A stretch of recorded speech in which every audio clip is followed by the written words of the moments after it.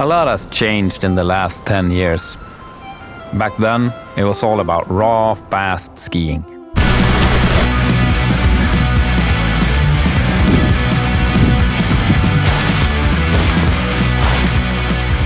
I just wanted to crush icy moguls in techie terrain. Those were great times, but life's a bit different now.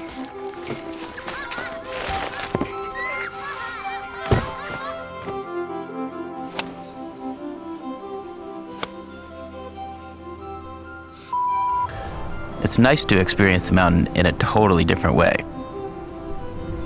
In the end, it's all just about being out there.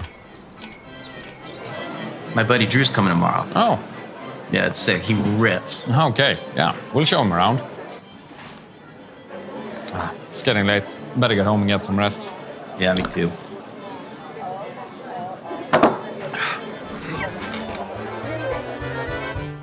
What we did forget, though, is that the equipment we use to show someone around has changed quite a bit through the years. Hey, morning. Wait, I didn't bring any of that. Can we just go skiing?